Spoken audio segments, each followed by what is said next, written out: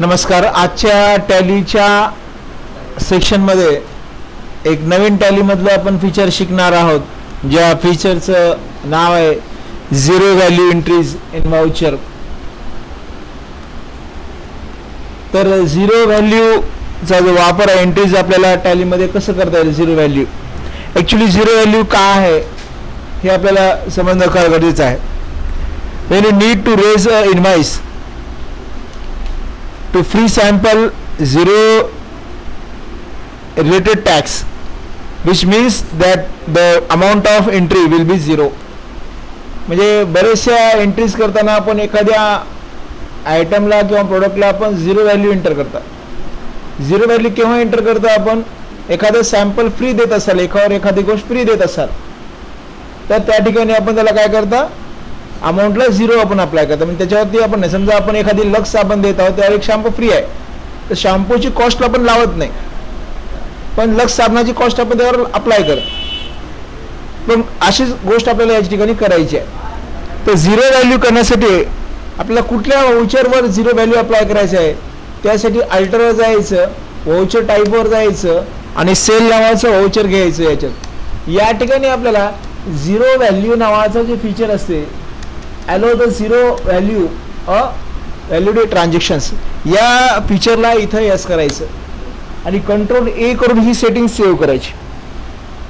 आता आपण या ठिकाणी याला अप्लाय केलेलं आहे. आता आपण सरळ वाउचरवर जाऊन सेल वाउचर आपण निवडू शकता. F8 की प्रेस करायचं, सेल वाउचरवर जायचं.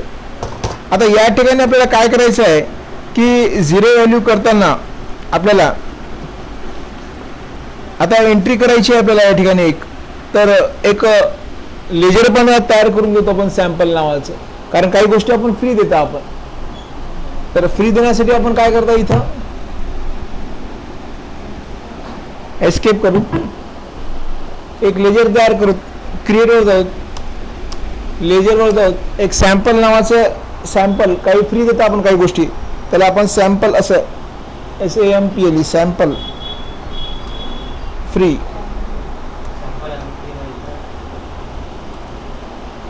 असं एक लेजर तयार करा. याला घेताना सेलमध्ये घ्या, सेल अकाउंटमध्येच घ्या.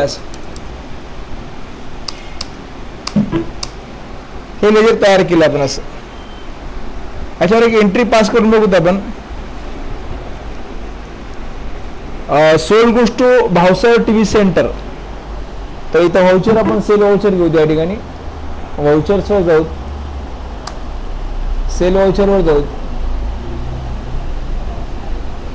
Bhavsar TV centre, bill number काहीतरी टाका,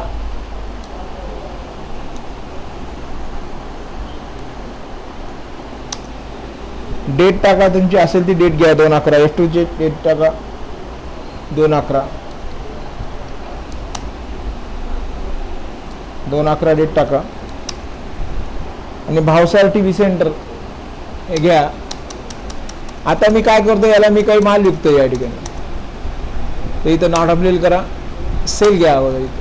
आता सेल घेण्याची इथं आपल्याला या ठिकाणी आपल्याला आणखी एक सेटिंग करायची आहे या ठिकाणी.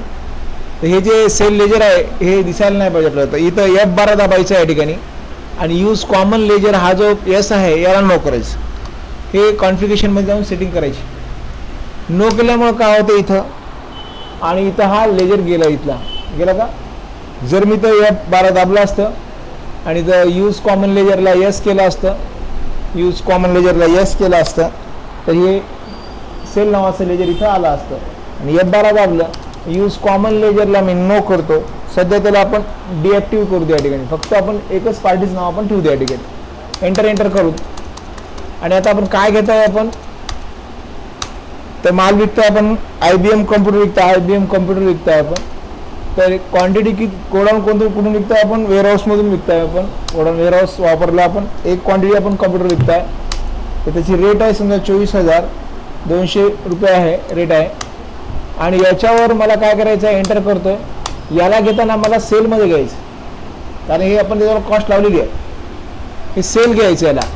परंतु इथं आता सेलला इथं आपण काय झालं, लेजरला कॉस्ट सेंटर आणि कॉस्ट कॅटेगरी पण इनेबल झालेला आहे.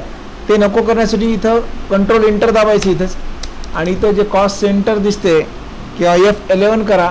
सध्या कॉस्ट सेंटर यस दिसते इथं, तर याला नो ठेवतो मी असं आणि परत पुन्हा यस करतोय आणि याला यस करतोय. कॉस्ट सेंटरला नो करा असं. आता येणार नाही मध्ये मध्ये ते. आता एंटर करतोय. आता कॉस्ट सेंटर आलं नाही बघा. आलं का? एंटर करतोय. आता आयटम घेतला मी. आता आलं का? यात सेल घेतलं मी फक्त, बस. आता आलं नाही. त्याच्यावर मी काय फिरतो? ॲडिओ स्पीड LGचं, ॲडिओ स्पीड LGचं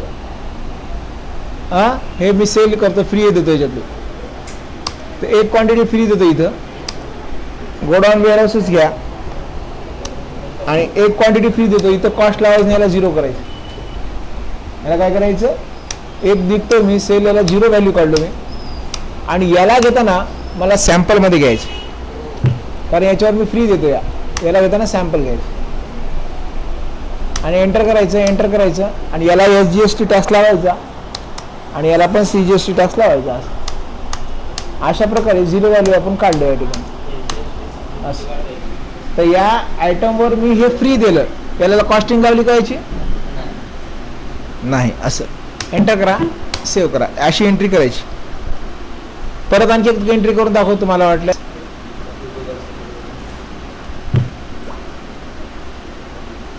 परत एक एंट्री करून दाखवतो. सोल्ड गोष्ट टू अदिती एजन्सी. अदिती एजन्सीला मी माल विकतो. अदिती एजन्सी, अदिती एजन्सी टाकायचं. अदिती एजन्सी, बिल नंबर आहे काहीतरी टाकून द्या. अदिती एजन्सी टाका, एंटर करा. अदिती एजन्सीला मी काय विकतोय? 21 इंची LED विकतोय, VEची. गोडाऊन कोणता आहे त्याचं? वेअरहाऊस. क्वांटिटी किती विकतो मी? एक क्वांटिटी विकतो.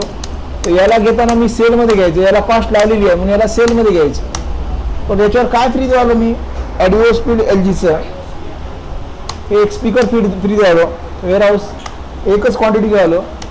इथं 0 करायचं आणि याला घेताना सॅम्पलमध्ये घ्यायचं असं. आणि याला पण SGST काढायचा आणि CGST टॅक्स काढायचा. म्हणजे या आयटमला मी सेलमध्ये घेतलं, पण या आयटमला फ्री आहे म्हणून त्याला फ्री सॅम्पल मिळतात. तर अशा प्रकारे आपण 0 व्हॅल्यू कॅल्क्युलेट करू शकता आणि याचं टॅक्स बिल काढू शकता. असं पेजअप करू शकता, असं प्रिंटवर जाऊ शकता, असं प्रिंट करंटवर जाऊ शकता. याच्यावर प्रिव्ह्यूवर चेक करू शकता की आपण जे आयटम लावलेला दिलेला आहे, तर हा आयटम सेल केला पण याच्यावर याची कॉस्टिंग लावली नाही. हे फ्री सॅम्पल आपण दिलेलं आहे, याची कॉस्ट आपण याच्यात इन्क्लूड केलेली नाही.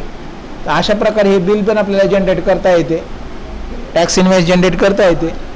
तर अशा प्रकारे हा व्हिडिओ मी तुम्हाला समजून सांगितला. जर आवडला तुम्ही लाईक करा आणि शेअर पण करा आणि ते पाहत जा.